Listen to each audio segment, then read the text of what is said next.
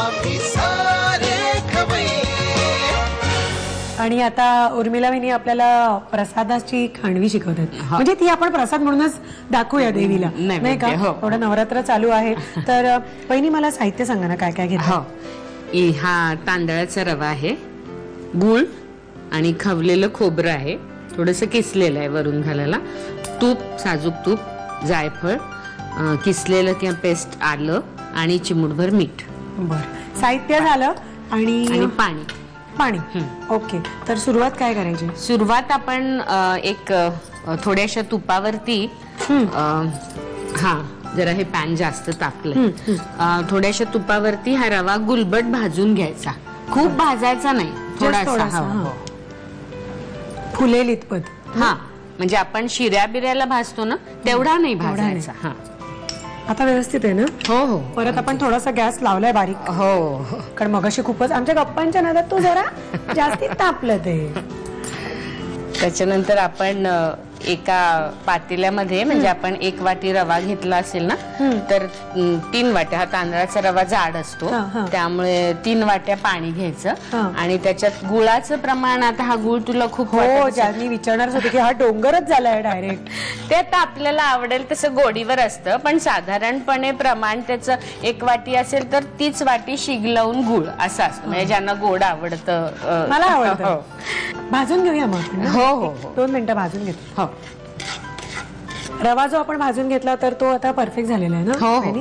आता पाणी तापत ठेवलंय. वहिनीने आपल्याला सांगितलेलं आहे की 3 वाट्या आपण, 1 वाटी रवा असेल तर 3 वाट्या पाणी. ते उकळलंय परफेक्ट. आता त्याच्यामध्ये गुळ घालायचा. आपण गुळ जास्ती घेतलाय कारण आम्हाला दोघी नाही खूप गोड आवडतं, त्यामुळे जे मूळ गोड चव आहे त्याची ती राहिलीच पाहिजे. तर तसं गुळ घेतलेला आहे. आपण थोडासा, मला वाटतं ह्याच्यातलं वगळूया, एवढा ठीक आहे. असं मी हे गुळ खात राहीन तोपर्यंत.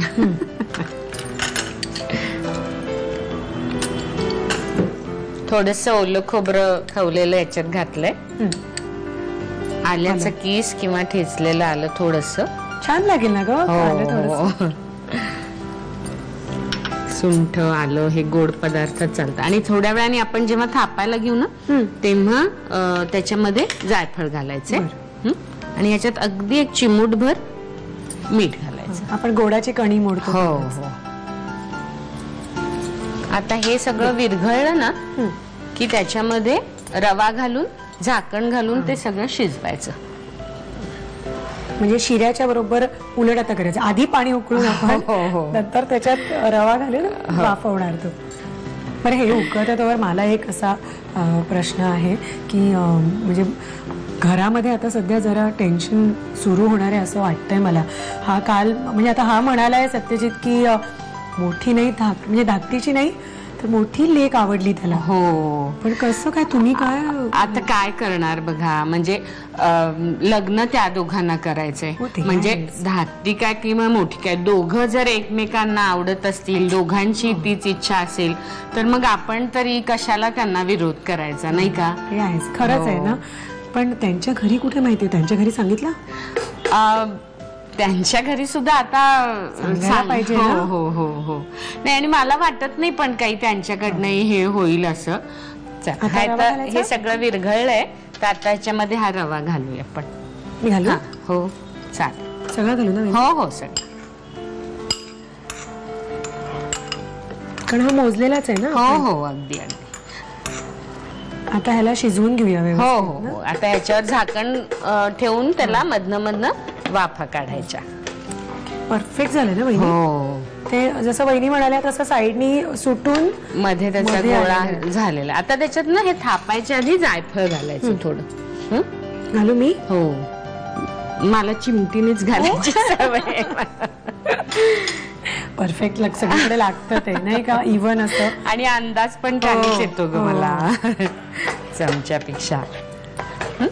हे बघ, आता हे सगळं मध्ये आलं ना तर आता आपण हे या डिश मध्ये थापूया. आपण तूप लावून घेतलंय, म्हणजे ग्रीसिंग करून घेतलंय, ताटलीला सगळीकडे तूप लावलंय. आता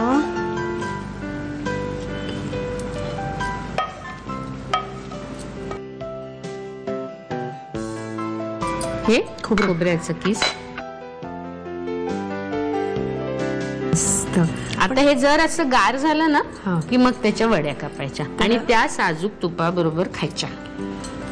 आहा. मला खात्री आहे, उर्मिला वहिनींनी तूप घरी असं छान शुद्ध कडवून ठेवलेलं आहे. अगदी Yes. रोज लोण्याचं ताक असतं हा आमच्याकडे. मग तर ते आहेच, मी त्याच्याबरोबरच खाणार आहे.